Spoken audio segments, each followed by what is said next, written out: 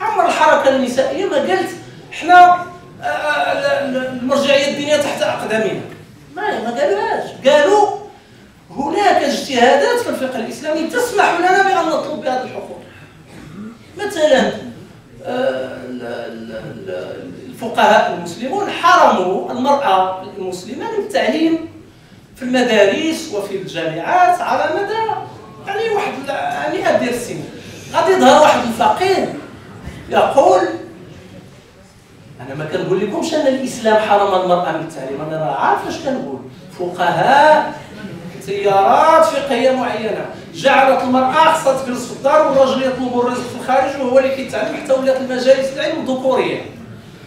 غيظهر واحد العالم سميتو ابن عرضون وغادي يقول يجوز للمراه ان تخرج للتعليم سواء باذن زوجها او بعدم، فان لم ياذن لها خرجت بدون اذن. ناضوا ليه كاع العلماء القرويين الناس هذا في القرن السادس عشر ينهشونه. علاش؟ لانه اعتبروه حاله شاذه. طيب وكيفاش دخلت المراه في النهايه للمدرسه؟ ما دخلها حتى شي فقيه نهائيا، واتحدى ايا كان دخلها الاستعمار الفرنسي، هو اللي قرر الفتاه تدرس الفتاه.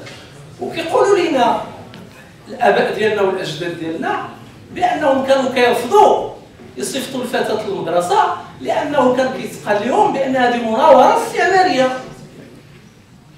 الى ان جاء الاستقلال قام محمد الخامس بمجموعه من الخطوات الرمزيه باش يبين ان الفتاه خصها تكون هنا والمراه خصها تكون الى اخره، باش يشجع. الاستعمار الفرنسي هو اللي دخل المراه في المغرب الى التعليم باش تولي في نفس القسم بنفس الشكل. ولم يحدث هذا في تاريخ الاسلام، ان مدرسه العلم فيها الرجال والنساء مجتمعين وكيقراو وكيتعلموا من حق المراه التعليم. ولما اجتهد واحد الفقيه كلشي دار فيه. هذه هي ازمه العقل الاسلامي، والسي الفيزازي باقي عايش هذيك المرحله.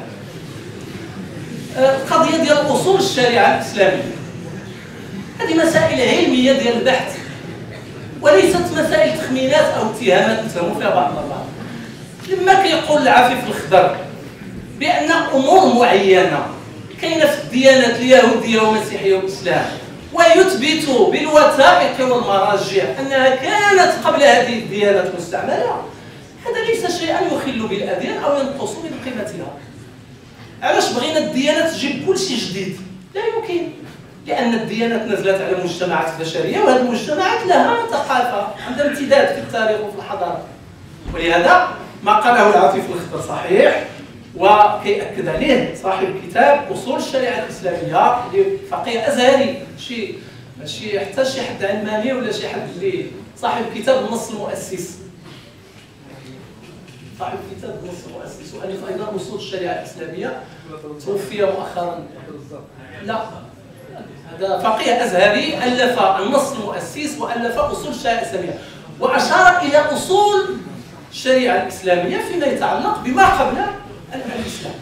لكن هذا لا ينقص من الدين شيئا، وانما يبين بان الاسلام اعتبر طبيعه المجتمعات. مثلا الرق، شكون اللي زول الرق من المغرب؟ زولوا شي فقيه اتحدى ايا كان، زولوا الاستعمار الفرنسي هو اللي منع اسواق الرقيق.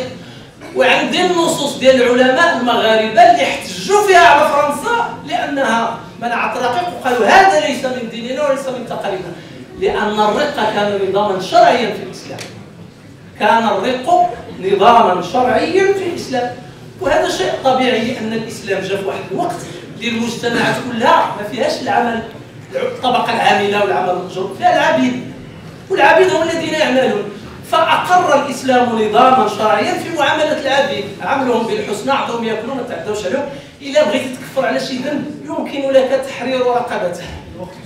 دابا النصوص المحكمة اللي كيهضر على السي فيزازي وقول لي يمشي يحرر شي عبد دابا ما يقدرش، لأن ما بقاش العبودية، حيدتها فرنسا وحيدها الإعلان العالمي لحقوق الإنسان.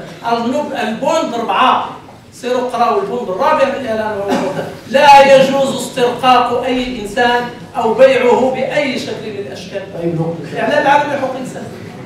فاذا المحكمات هذه اخر الجمله، كثير من النصوص المحكمه اللي هضر عليها السي الفيزازي ما بقاوش المسلمين كينفذوها لان البنيات الاجتماعيه الحاضنه لها اللي كتعطيك الاطار فاش غتنفذها ما بقاتش موجوده. رد لي المجتمع القديم ندير لك النصوص المحكمه.